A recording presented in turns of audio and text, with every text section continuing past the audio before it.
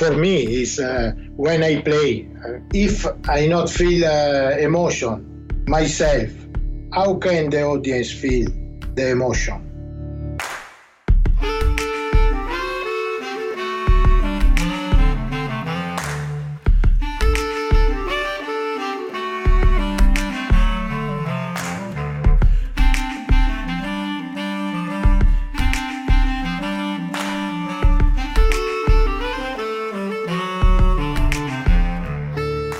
Hi, I'm Sean Perrin, and you're listening to episode 80 of the Clarinet Podcast, the show where I discuss all that's new and neat with clarinet with the neatest people in the industry. On today's episode of the show, I'm going to be speaking with Corrado Guiffredi about his new signature clarinet from Backun called the CG Carbon. This is the world's first carbon fiber clarinet. Corrado also discusses his preference for using a crystal mouthpiece paired with synthetic reeds, why he plays with a double lip embouchure, and he shares advice for young musicians looking to pursue a career in music. Now, in the interest of full disclosure, I would really like to mention that I'm now working as the full-time online sales and marketing coordinator for Backun. This has been an absolute dream job for me. I get to spend my days working with the website, dealing with customers, and of course playing and dealing with the clarinet. The blend between technology and online and social media and clarinet has just been totally great. And really something I've enjoyed. However, this conversation was actually recorded before any of that was even an inkling of a reality. And honestly, it would have been something I would have loved to feature on the podcast, even if I had not started working for Backun.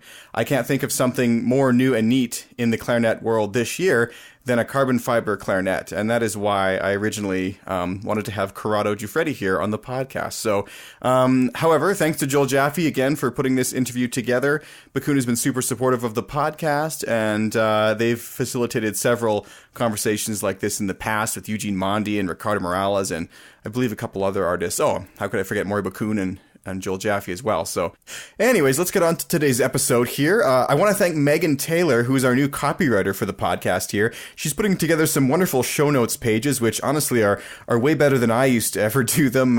It's really interesting to have someone who was a previous listener putting together the show notes, because I feel like she's doing it in a way that a listener would want them to be instead of kind of what I thought they should be. So that's really cool. But basically, I guess what I'm saying is don't miss out. Head to www.clarinet.com for show notes for all episodes, and today's can be found at clarinet.com/80. That's the number 80.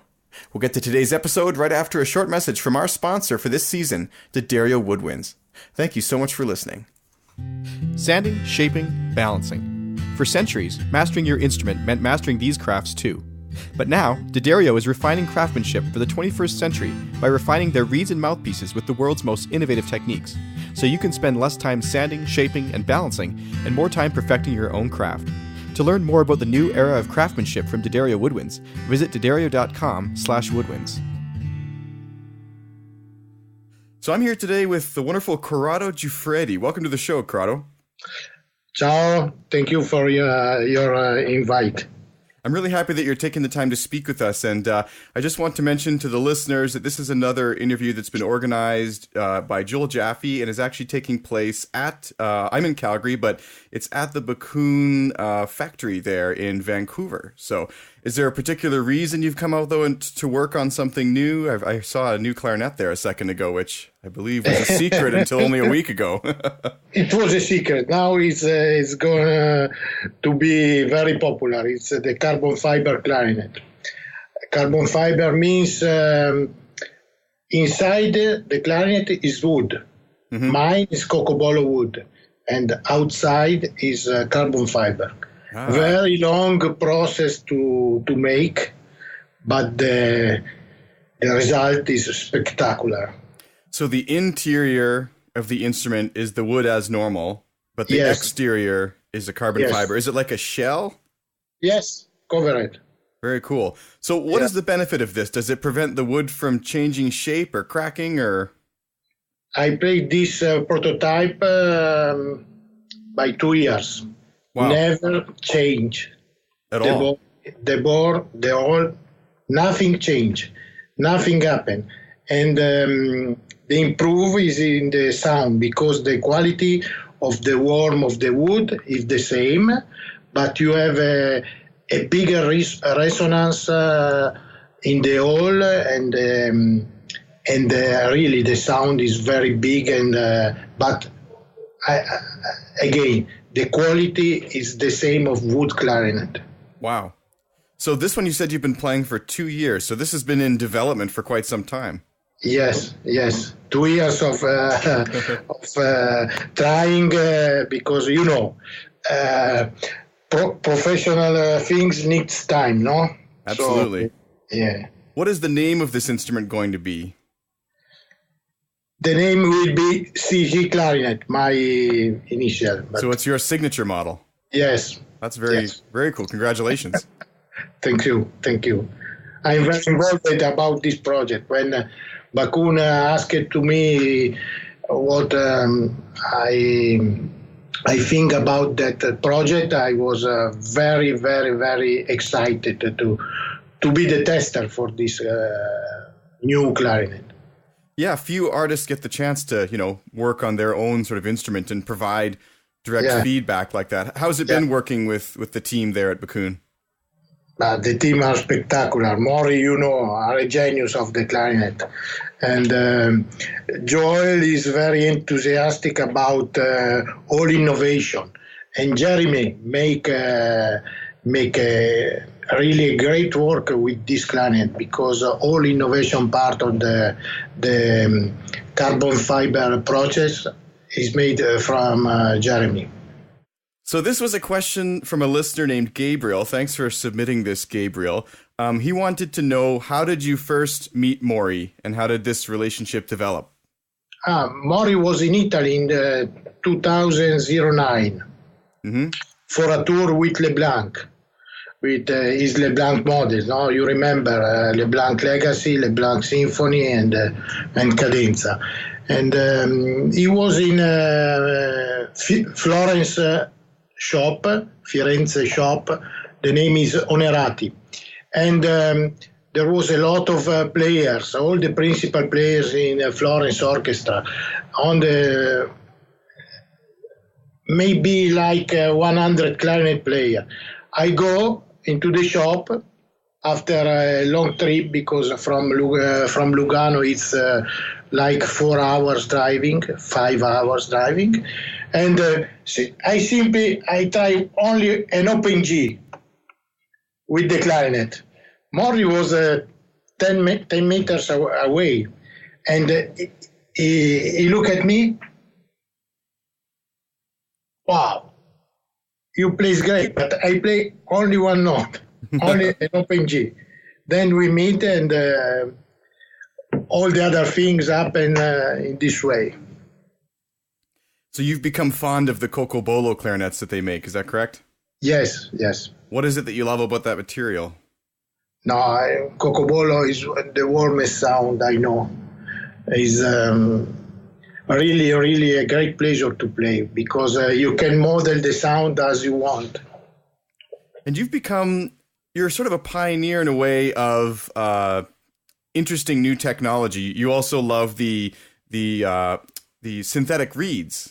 Yes, because of Ricardo Morales. He was playing in front of me, 1 meter. I was thinking, oh my God, that sound, what a sound, what a man. He showed me the mouthpiece, and then turn off was a plastic reed. Wow. I was shocked because I haven't understand nothing different in the sound. So I try to be the same. So you had a hand in designing the Legere European signature, is that correct? Yes. I am one of the testers. And of course, because I was the tester, I like very much this reed, especially with the crystal mouthpiece. The match is perfect with the material, plastic and crystal. And the wider of the reed improves the sound and the very upper register. For those who've never tried the Legere European signature, I do want to suggest there's an episode that I'll link to in the podcast. I talked to Legere about this reed, actually. But for those who haven't had the chance to listen to that episode, would you just describe how it's different from a normal reed and even another synthetic reed? European reed is little wider reed, but the feeling is like a normal reed. The only thing is work only with a French mouthpiece, not Germany, because Germany mouthpiece is smaller and it is too big for them. Well, I heard it was modeled after a soprano sax reed to get that width. And then there's some sort of lattice running through the Legere Reed, which they couldn't really tell me about. It's some sort of proprietary technology, but it makes the reed very thin at the tip, but also very stiff. Yeah, but the European cut for a clarinet is an improvement of soprano sax reed. Yes, because the size is quite the same. It's different in the middle. We have more material in the middle for having a very good upper register, very high register. But still, the soprano reed works great on the clarinet mouthpiece. But European cut are more powerful in the sound. Do you play any cane reeds at all anymore, or you're all synthetic? I stop when I switch. You know the story about my switch. I listen to Riccardo, and a month later, I have a recording in Lugano in my orchestra, a CD recording of Richard Strauss Duet Concertino, clarinet, bassoon, and string orchestra. And the conductor plays the entrance. You know, the clarinet solo, the very big clarinet solo is 2 minutes and more. And I play with my super selected cane reed. It was a Van Doren 3.5, U12. I play all the life this reed. And I play, okay. The conductor asked me, Corrado, play again, please. And we go to listen how is the sound. So we have 8 bar of only string. I change my reed. I put the only one synthetic reed I have. I put and play. I go to listen. I was amazed by the result. The sound was bigger, and the pitch and the warm is the same of the cane reed. So that was that. It was a great surprise, even for me. Wow. Even for me. Why do you think it matches so well with the crystal mouthpiece? Because crystal mouthpiece is very hard material. The plastic is very smooth, is correct? Smooth or smooth, velvet. Smooth and match perfectly. With the cane reed, you have a little more buzzing in the sound. With the plastic one, no buzzing in the sound. The sound is very clear, very pure. And which ligature do you like to pair with the reed and mouthpiece combination? I played this Maestro ligature by Silverstein because I was the first one to play in Madrid Clarinet Fest directly at my concert with the orchestra. It's very expensive ligature, but match perfectly with my set, with crystal, Legere Reed, and this ligature is very, very good in the sound, very, very warm, and very easy to play. You know, it's funny because those have become so extremely popular, and I still have yet to try one. I've been to several events where they've been there, but their booth is always packed. Yeah, I don't think I've tried one yet. I'm trying to think back. I'm not sure I don't think so. So I'll have to change that because everybody's raving about them. How do you find it is to switch the mouthpiece though? Because it's very kind of large. Does the reed slip when you change the mouthpiece to the A clarinet or? No, I play with the same barrel with A and B flat. Ah, okay. I suggest to all the players who play in the orchestra, of course. Yeah. Because you need a very, very fast change with the barrel. So you must play with one barrel. Instead, if you like that, if you even the reed is moving, maybe you don't mind and you play and nothing happens. I suggest to play with only with one barrel. What length do you use then? Do you, because generally the A barrel is a little bit shorter than the B flat, isn't it? No, I use the same. I use 64 because I play for 42 and 66 when I play for 40. Oh, I see. And then you just swap that back and forth. Yeah. Oh, okay. Very cool. I noticed that that's the carbon fiber clarinet, but it appears that the barrel is not coated in carbon fiber. Is it? No. Okay. No. Barrel and bell are still traditional. Traditional cocobolo. And I have to ask, I noticed that one looks like it's silver plated, yes? Yes, this one is silver plated. The very first one was gold. Which do you prefer and why?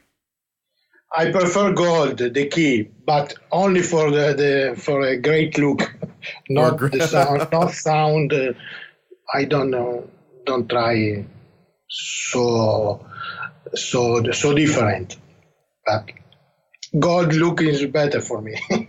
Yeah, I really like the feel of silver. I find it's very grippy. Yeah. But I have my first gold instrument now. I recently got a Backun Protégé. Yeah. And I'm really enjoying it, but I find the gold is a bit slippery, but it's actually, it's nice in a way because I'm able to slide now in a new way I wasn't able to before, so I've kind of been open to it. I'm not sure it affects the sound. I have no way of comparing directly the two instruments, but it does look amazing. Yes. Let's also talk a little bit about, in addition to orchestral music, you also play klezmer, and I have to admit that unfortunately, it's not something I've ever really had the chance to play, but I'd like to get into it. And so for someone like me, or for those listening who have little experience with this genre, would you maybe give us a brief sort of breakdown of what it's like to play it and where it originated and what you love about it? Yes, but my klezmer story begins with the Giora Feynman meet in Milan, in Pomarico factory. He would like to listen me. Pomarico call Corrado, please come. Giora would like to meet you, and I go, and he was so enthusiastic of my playing. But of course, I play classical. I am a classical musician, and he immediately invited me in Israel, in Jerusalem, to play with him. Giora, I play nothing of klezmer. Don't worry. I know your soul is klezmer. Your soul is klezmer. Don't worry. So I went to Israel for the first time in 2010, and every 2 years I come back, and they love me very much and play classical and some klezmer piece, very popular. The funny story about Giora Feynman and me, that I play in that festival in Safed, the old city of Israel, of Galilee. I play the piece of Bela Kovacs, Shalom Alek of Feynman. At the end of the piece, Giora comes to me, Corrado, what piece is this? Giora, is a piece written for you. I don't know. It's very good piece. Giora, it's written for you, Bela Kovacs, dedicated to you. I doesn't know. Can I play this piece? It was funny because then he recorded this piece and... So had he actually never heard it before, or he just forgot? No. He had actually Kovacs, not heard. Doesn't try to Giora to have a new piece for him. It's dedicated to him, but he doesn't know. Oh, wow. I didn't know that. That's very interesting. Yeah. So you talk about, I watch, and I'm going to put a link to this in the show notes. There's some really great videos of you playing some klezmer music on YouTube. You've got a very nice YouTube channel. Anyone should check that out. I'll link to it in the show notes. But you also talk about some klezmer techniques at the Backun factory there in a few videos. Yes. How is klezmer playing different than other styles? Well, it's not so different. You have more effect than classical, but during this period, this day, all the clarinet can do this. The only thing is different, and you must put your emotion and your soul in the music. This is a little different. Many players stay a little bit worried about this, no? To have this kind of participation in the music. So you mean more like an active role in the almost the composition of the piece as you play through improvisation, yes. Right? Yes, but for me it's not so difficult, because even when I play Beethoven or Mozart or Brahms, I am involved with my emotion very much. So it's not too... For me, it's not so difficult, but for many players, there is a barrier between the styles and different music. Do you feel that klezmer playing helps your classical playing and vice versa? Or? Yes, of course. Yeah. All the style I play help me in the classical, for sure. And the classical help me in the other style, of course. You know, this is a random question that just came to me, but do you play double lip? I noticed there's no patch on your mouthpiece. Yes, I play double lip. When I was child, I start at 10. Okay. My teacher told me, play double lip because in conservatory they want a double lip. Okay, I put double lip and never change. Really? Yes, and I can play stand up all the time without any papers, any teeth protection. But when my student comes, I don't change the embouchure. I don't change because I know if it's not natural, it's very painful. No. Yeah. So it just comes naturally to you. Because I was going to ask when you switched, but I guess if you started that way, then... No. I started, I was 10. When did you start improvising? No, improvising. I try to improvise, but I am not a jazz player. So this might be my own ignorance then, but doesn't klezmer have a fair bit of improvisation in it? Yes, but the harmony is very simple. Oh, okay. You don't need so much, no. This is like, you're too modest. No. This is only the truth.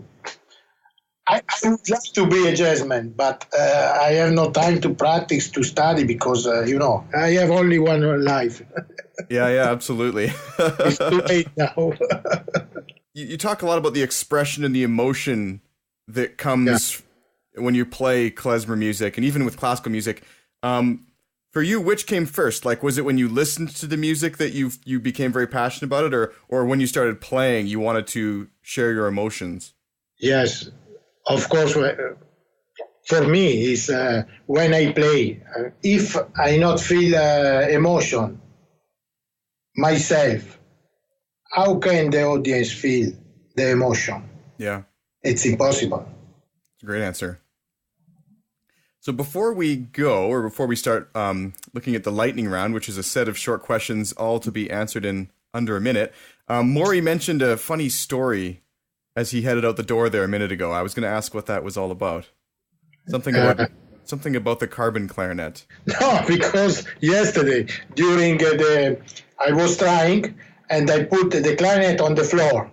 Then I came back with my chairs and the clarinet fell down. Oh my God. But very strong, boom, like that. Wow. And the clarinet do nothing. So really? Was a great test.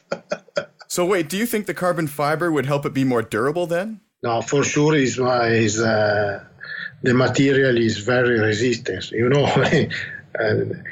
the super sport car use the carbon fiber elements. No. Is it lighter? Yeah, the weight is the same of the wood. When are they going to be available, and what is the production going to be like? Do you know? If I understand correctly, Joel told me from the next year. Okay. I don't know if January or March, but from the next year. You think there'll be a waiting list for them, or will production be pretty small at first? Already there are a waiting really? list. Wow. This is way they start to production. There are many requests. Wow, crazy. What advice would you have for young musicians looking to make a career in music? This is a very good question. To be a musician is a mix of several things. Talent is the first, but it's not all. Why? Because without practice, study, another part very important is the how you are like a person. The character is very important to be a musician, because there are a lot of things. You travel, you meet a lot of people. You have to do very, very, very fast to do things, to playing, to understand all the sfumature of the life of a musician. So I think we had a wonderful conversation here today. Now we're going to move on to the lightning round, which is a set of 7 questions I like to ask every single guest. And they're all designed to be answered in about a minute. But feel free to, if you have a story that comes to mind, feel free to share it as we move along. Okay. So if I were to walk over to your music stand right now, what would I find? What are you currently working on? I'm working on this is a very new project with José Frank Ballister. I have Galanta Danze di Galanta, for 2 clarinet. Ooh. All the piece. We will recording tomorrow. Oh, wow. Video. Yeah. Very cool. What piece of music or album changed your life irreversibly?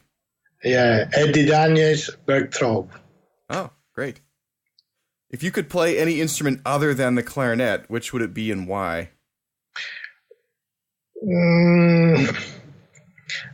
I play at the very beginning the alto saxophone, but only for 1 week. I play the clarinet. I think it's enough. It's like Harry Sparney. He started on saxophone too. Yeah, but only 1 week. Really Brief. Not long. Yeah. If we could go back in time to meet any musician, who would it be and why?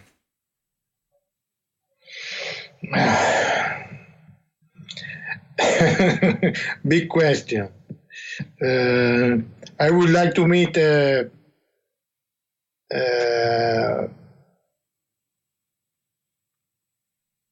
composer who wrote for clarinet. I would love to be one of the inspiration for them, of course. But it's too late. Which composer in particular? Can you think of one? I'm so sorry that Tchaikovsky doesn't wrote a clarinet concerto. I agree. Yeah. Some of his symphonies are my favorites. Yes, even Shostakovich. I like Russian music, but they don't write a clarinet concerto. Which Tchaikovsky symphony is your favorite? The 6 Pathetica, but even the others is great. Even the very first one has a beautiful clarinet solo at the beginning. Mm-hmm. But of course, Pathetica is the best for the clarinet. I have to say, I love 4 though. It's something about it. Yes, of course. But a little worry about also.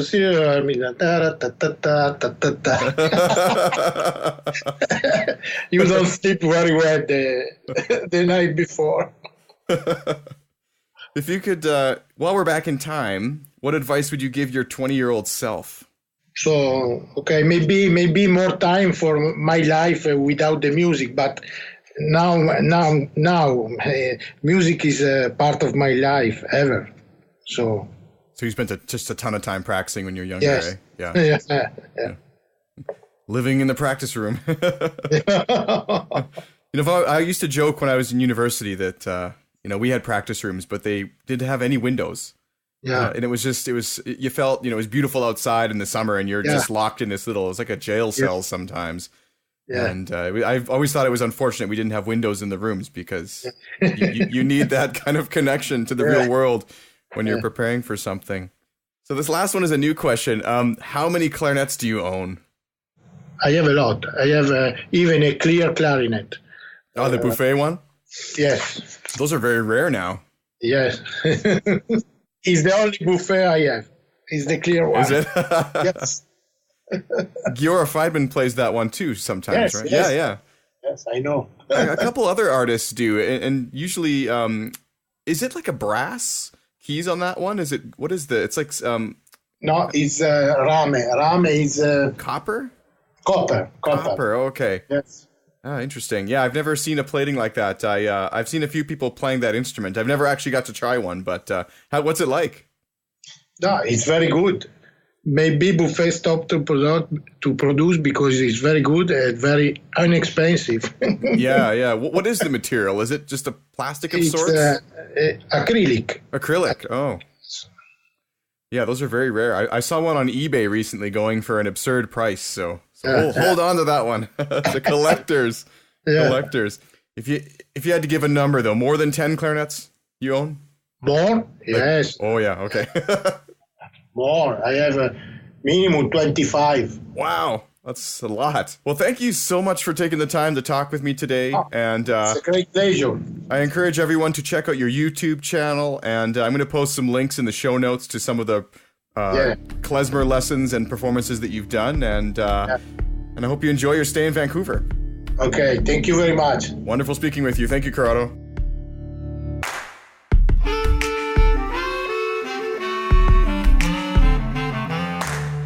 Detailed show notes for today's episode can be found at www.clarinet.com/80. If this is your first time, or even if it's your 80th time checking out the show, I want to thank you so much for listening, and I do hope that you enjoyed it. Don't forget to subscribe on iTunes, Stitcher, or wherever else you happen to be listening, and you can even leave a review if you're feeling extra generous. You can also keep in touch by following us on social media and by joining the email mailing list. I send out updates about new content and sometimes even coupon codes for discounts on apparel and more. If you'd like to get in touch directly, please send all feedback to feedback@clarinet.com. I'm your host, Sean Perrin, coming to you from Calgary, Alberta, Canada, and I'll see you next time for more of what's new and neat for clarinet on the Clarinet Podcast. I'd like to thank Megan Taylor again for being our new copywriter for the show, and I'd like to thank listeners like you for making the show possible. If you'd like to help out directly and support the show on an ongoing basis, you can do this at clarinet.com/support. Of course, today's episode was also brought to you by our season sponsor, D'Addario Woodwinds. Sanding, shaping, balancing. For centuries, mastering your instrument meant mastering these crafts too. But now, D'Addario is refining craftsmanship for the 21st century by refining their reeds and mouthpieces with the world's most innovative techniques, so you can spend less time sanding, shaping, and balancing, and more time perfecting your own craft. To learn more about the new era of craftsmanship from D'Addario Woodwinds, visit D'Addario.com/woodwinds.